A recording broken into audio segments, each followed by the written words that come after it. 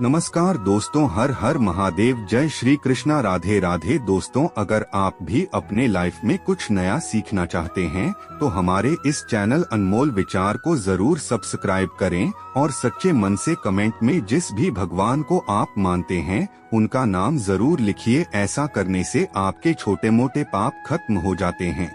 मित्रों, भगवान श्री कृष्ण वास्तुशास्त्र का विशिष्ट ज्ञान रखते थे। उन्होंने समय समय पर धर्मराज युधिष्ठिर को वास्तुशास्त्र का ज्ञान दिया। यह ज्ञान समस्त मानव जाति के लिए अत्यंत महत्वपूर्ण और कल्याणकारी है। श्री कृष्ण ने 2 ऐसे पेड़ पौधों के बारे में बताया है जिनका भवन की सीमा में होना दुख एवं दरिद्रता लेकर आता है। ये वृक्ष घर के सामने होने से उस घर में निवास करने वाले लोगों की कभी उन्नति नहीं होती है। उन्हें हमेशा पराजय और निराशा का ही सामना करना पड़ता है। मित्रों, वास्तुशास्त्र के अनुसार वृक्ष तथा पौधे हमारे भवन की सुंदरता को बढ़ाते अवश्य हैं, साथ ही ये वातावरण को शुद्ध रखते हैं। वृक्षों से सकारात्मक ऊर्जा का संचार होता है जो हमारे जीवन के लिए अत्यंत आवश्यक होती है। वृक्ष नकारात्मकता को कम करके वातावरण को अधिक सकारात्मक बनाने का कार्य करते हैं। घर के सामने शुभ पेड़ पौधे लगाने से घर में बरकत आती है। साथ ही यह पेड़ पौधे कई प्रकार के वास्तु दोषों को नष्ट करते हैं। घर के आंगन में खड़े वृक्ष देवताओं के समान हमारे घर की रक्षा करते हैं। इसीलिए हमारे पुराण और शास्त्रों में भवन की सीमा में कुछ शुभ वृक्षों का रोपण करने की सलाह दी गई है। आज हम जानेंगे कि हमारे घर की सीमा में कौन से वृक्ष तथा पौधे होने चाहिए और कौन से वृक्ष नहीं होने चाहिए।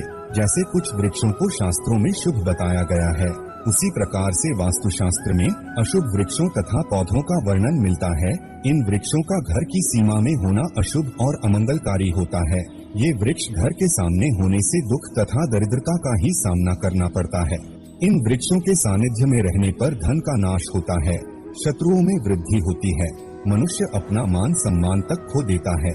इसीलिए यदि आपने भी जाने अनजाने में अपने घर के आंगन में अथवा घर के अंदर ऐसे वृक्ष तथा पौधे लगाए हैं तो बिना देरी किए उन्हें तुरंत हटा देना चाहिए। तो चलिए जान लेते हैं मनुष्य को कौन से पेड़ लगाने चाहिए और कौन से नहीं। सबसे पहला है पीपल का पेड़। किसी जलाशय के समीप पीपल का वृक्ष लगाने वाले मनुष्य को जो फल मिलता है वह सैकड़ों यज्ञों के समान होता है। जब पीपल के पत्ते उस जलाशय में गिरते हैं तो वे पिंड के समान होकर पितरों को तृप्ति प्रदान करते हैं।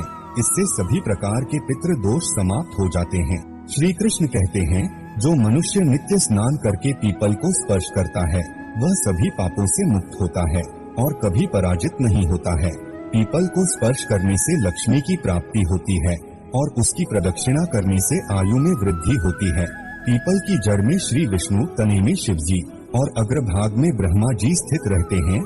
सोमवती अमावस्या के दिन पीपल को प्रणाम करने से जो फल मिलता है वह 1000 गाय के दान के बराबर होता है। इस संसार में पीपल के समान कोई वृक्ष नहीं है। साक्षात श्रीहरि इस वृक्ष के रूप में पृथ्वी पर विराजमान है। पीपल के वृक्ष को चोट पहुंचाना अथवा उसकी टहनी तोड़ना महापाप माना गया है।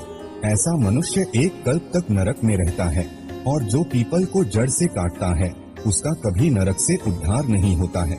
दूसरा है आंवले का वृक्ष। श्री कृष्ण कहते हैं, आंवले का फल समस्त लोकों में प्रसिद्ध और परम पवित्र है।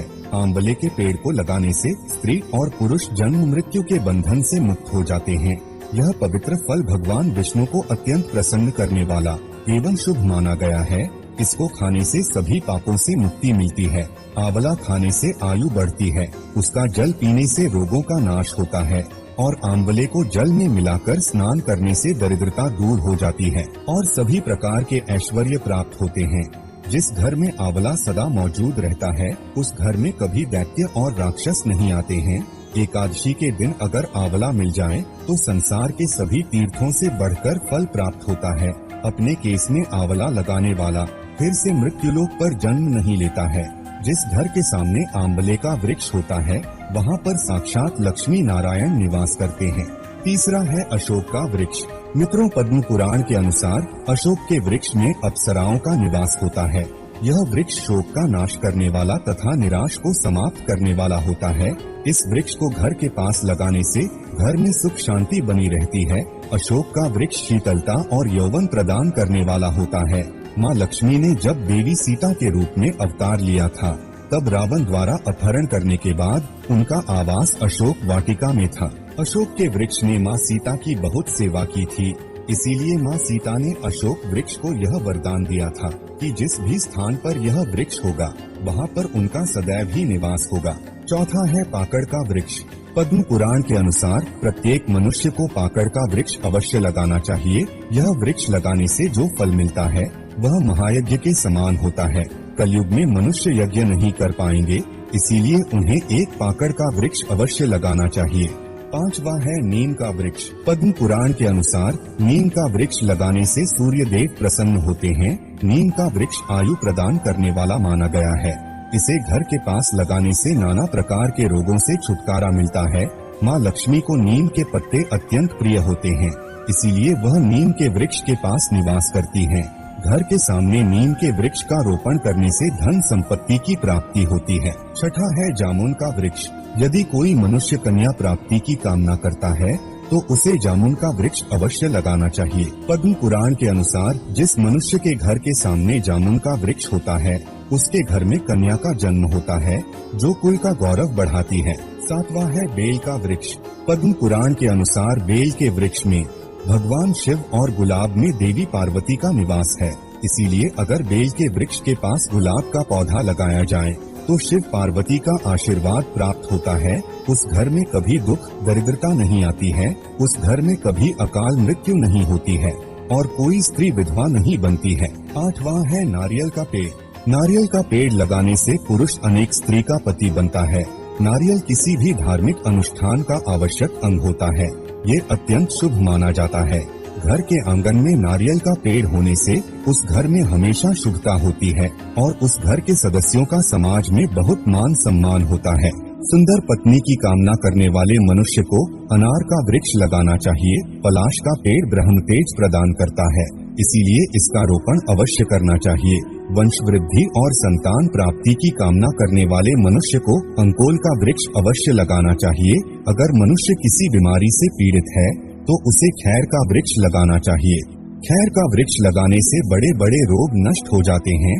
ये वृक्ष आरोग्य प्रदान करने वाला होता है। कुंद अर्थात मोगरे के पेड़ में गंधर्व निवास करते हैं, इसीलिए इस पौधे का रोपण अपने घर के पास करने से कार्यों में सिद्धि और शुभ फलों की प्राप्ति होती है। खासकर कला के क्षेत्र में काम करने वाले लोगों को यह पौधा अवश्य लगाना चाहिए। यदि किसी मनुष्य को चोर और लुटेरों का भी डर सता रहा है तो उसे अपने घर के पास बेंत का वृक्ष जरूर लगाना चाहिए। ये वृक्ष चोर लुटेरों को भयभीत करता है और घर की रक्षा करता है। चंदन और कटहल के वृक्ष पुण्य और लक्ष्मी प्रदान करते हैं। इन वृक्षों का रोपण करने से दुख दरिद्रता समाप्त हो जाती है। केले का पेड़ भी बहुत शुभ होता है और यह घर में सुख समृद्धि और खुशहाली लाता है।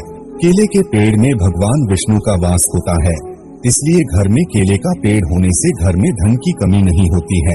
हर श्रृंगार के पौधे को पारिजात भी कहा जाता है। इस पौधे की उत्पत्ति समुद्र मंथन के समय हुई थी और माँ लक्ष्मी भी समुद्र मंथन से ही प्रकट हुई हैं। इसीलिए पारिजात के पौधे का बहुत अधिक महत्व है। यदि इस पौधे को अपने घर पर लगाते हैं तो आपको माँ लक्ष्मी की विशेष कृपा प्राप्त होगी। मनुष्य को कभी भी ताड़ का वृक्ष नहीं लगाना चाहिए। ताड़ का वृक्ष संतान का नाश करने वाला होता है। जिस घर के पास ताड़ का वृक्ष होता है उस घर के संतानों की कभी उन्नति नहीं होती है। मनुष्य को कभी भी अपने घर के पास बहेड़े का वृक्ष नहीं लगाना चाहिए। इस वृक्ष पर प्रेतों का वास होता है।